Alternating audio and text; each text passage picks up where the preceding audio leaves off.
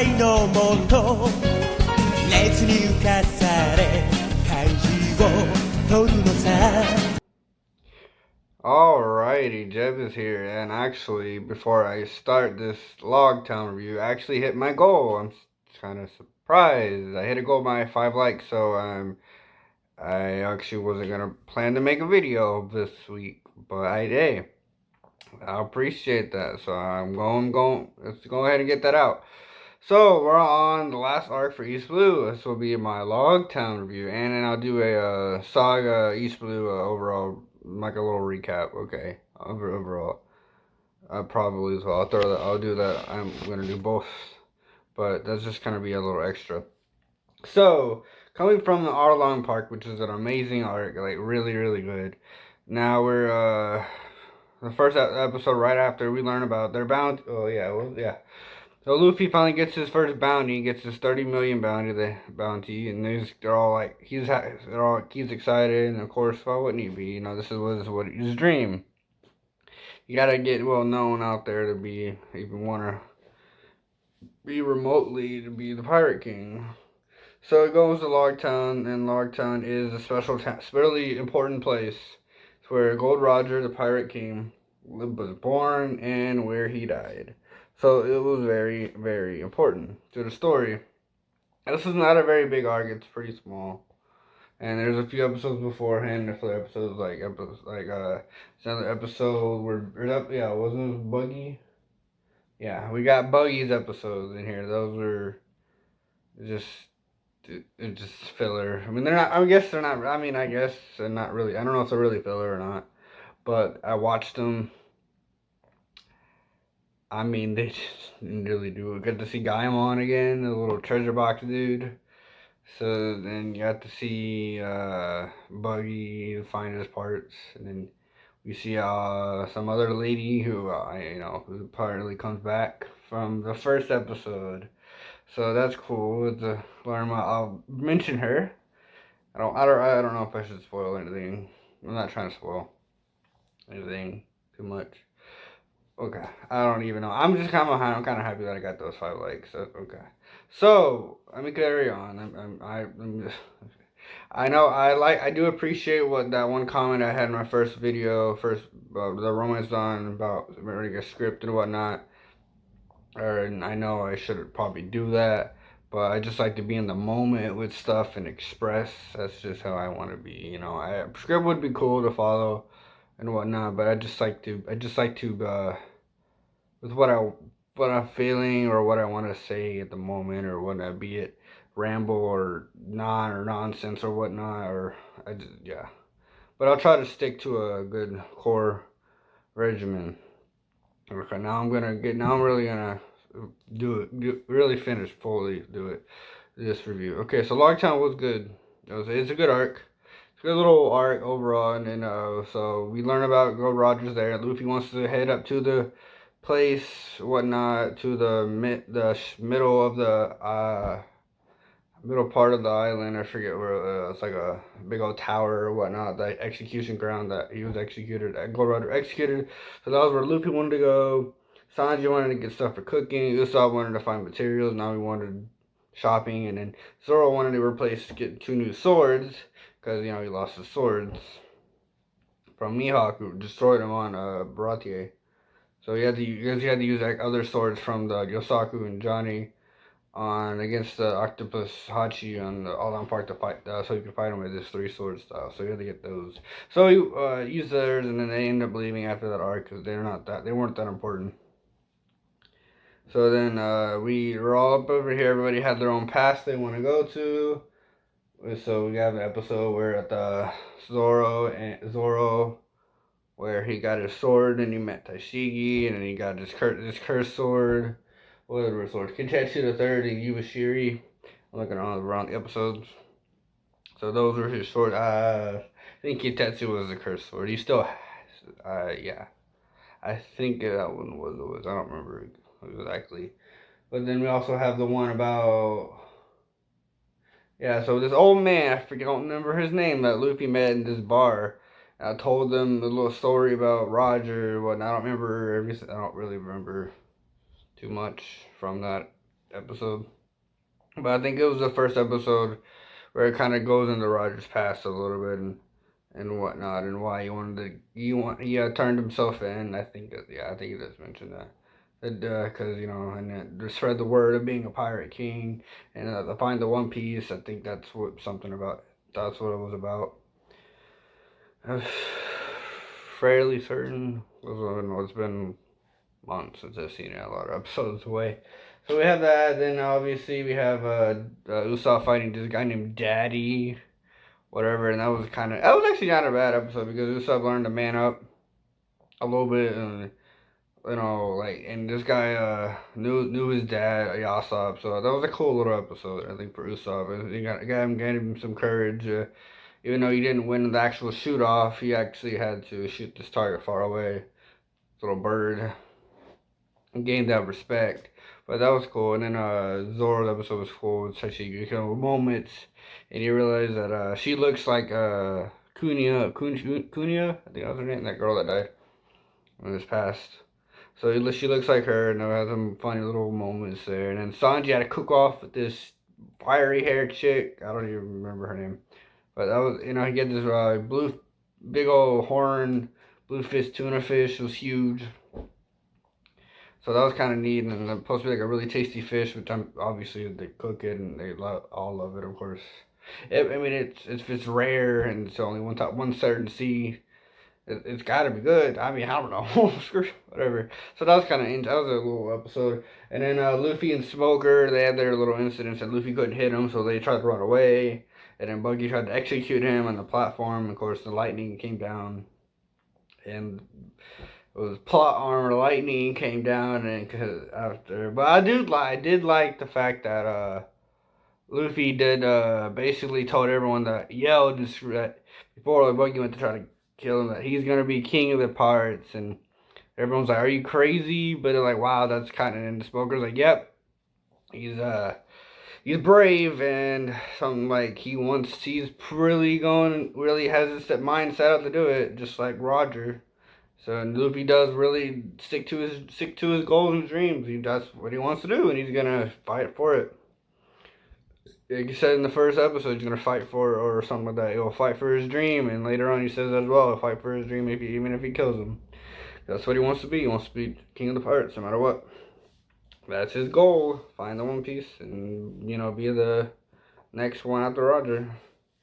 So that plot armor lightning and whatnot, and missed him, and then Smoker caught Luffy again, trying to escape because the island's all crazy, and of course he couldn't do anything to him. And then some mysterious person, well, I already know who, but I don't want to. If y'all are watching this before, like at this point or whatnot, I'm not gonna spoil. So someone named Dragon, some mysterious dude, is tattooed on his face, saved Luffy because somehow he created all this wind or weird green wind and all this blood pressure all over the island and got Smoker away from, and he stopped Smoker for Luffy, and Luffy ran away. So they managed to escape.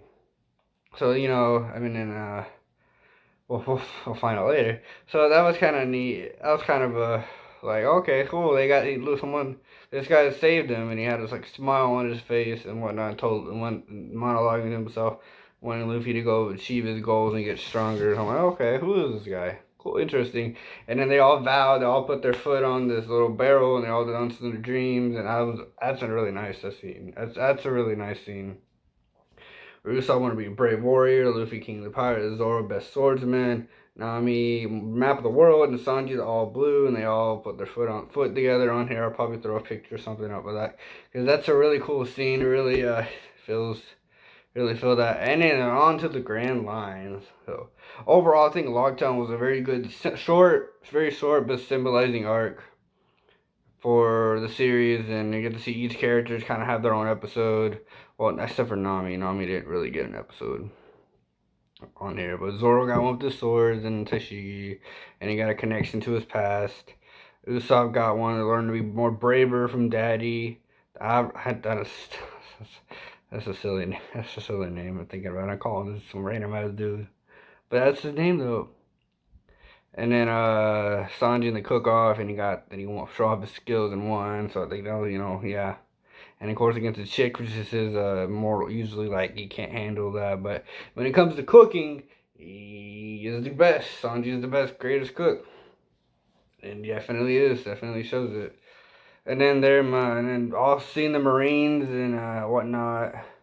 Like we actually get to see stronger Marine, like Smoker's a threat. He's got a Logia fruit, which we brief. I think I don't even know if they mentioned that, but it's in there. But that's what it is done for the Logia fruit. This thing's trying to smoke. So this Smoke Man, his name is Smoker. So it's kind of I don't know, it's silly that way, but it works. He's a captain, I think right now. Yeah, he's a captain. So it's kind of, you know, we really get to see that, oh, mate, the Marines actually aren't just weasels like that dude on Arlon Park. I didn't mention him, but try to steal Nami's treasure. That So they're not all weak, and then like Morgan was pathetic. They're not all like that, you know. Smoker's pretty cool, and Smoker's actually really strong, and whatnot.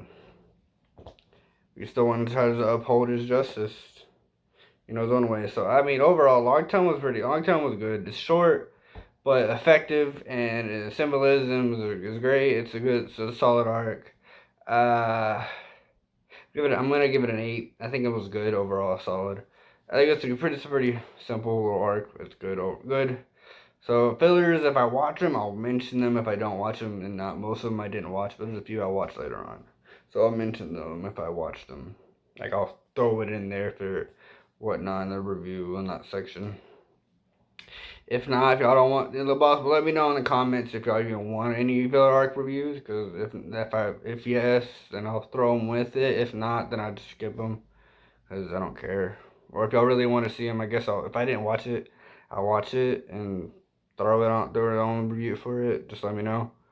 So overall, Lockdown was 8. It was good. And then overall, East Blue Saga overall arc. East Blue was good. It's the beginnings, you know. Of course, it's good. You have all the crew members that are passed, some better than others, some more impactful, some villains are a little better than others. I'd say Arlong is really good, really good arc.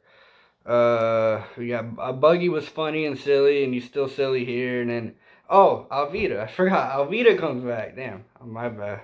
Yeah, but she's not that important. But she comes back with the smooth fruit, which makes her fat, so she makes her all soft, skinny, and beautiful.